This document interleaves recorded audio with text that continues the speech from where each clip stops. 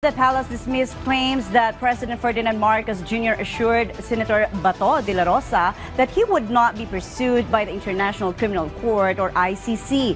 The palace also clarified that no such conversation took place between the president and the senator. PTV's Kenneth Paciente has more of this story. The arrest of former President Rodrigo Duterte is not betrayal or treason. That was the statement from the palace following the government's compliance with the Interpol after the International Criminal Court or ICC issued an arrest warrant against Duterte. They said it was merely following what is stated in the law. Mas dapat po na ang Pangulo, ang gobyerno ay hindi nagbe-betray sa batas. Hindi siya nagbe-betray kung anong interes ng bansa. Hindi siya dapat nagbe-betray sa mga taong di umanong naging biktima ng EJK. Hindi po pwede na dahil lang po naging kakilala, nakasama po. Kung kailangan managot, dapat managot. The government also assured that even though the ICC now has the custody of the former president, it remains obligated to ensure a fair trial. However, the government will no longer be responsible for Duterte's legal defense. Base po sa RA 9851, bilang Pilipino, hindi lang dahil bilang dating Pangulo, si dating Pangulong Duterte, kailanganin din po natin ng gobyerno na ma-assure po, masigurado natin na nagkakaroon po ng fair trial. Lalong-lalo na po, Pilipino po ang dating Pangulong Duterte.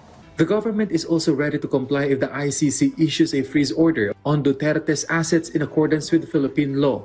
Meanwhile, Castro said the president did not mention any promise to Senator Bato de la Rosa that the ICC would not take action against him. And if an arrest warrant is issued against the senator through Interpol, the government will still cooperate.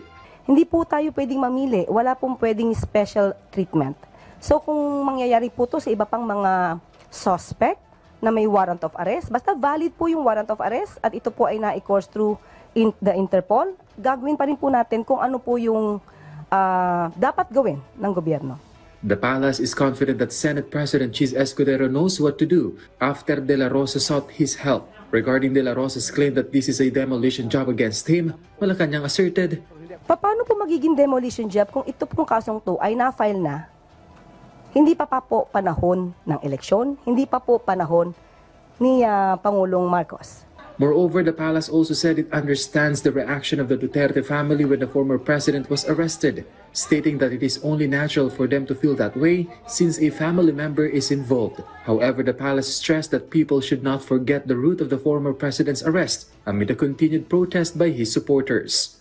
Bakit na pagtutuunan natin ng pansin yung pinagbibintangan na pumatay at nagpapatay? Bakit parang nag-glorify pa natin sa ngayon? Yun ang naaakusahan ng murder and crimes against humanity. Sana po ang taong bayan, buksan naman nila yung isip. Tingnan po nila, ano ang naramdaman ng mga tao, ng pamilya na naging biktima ng EJK. The palace emphasized that even if the unit team remained intact, the government's actions regarding the arrest warrant against Duterte will remain the same as it is mandated by law.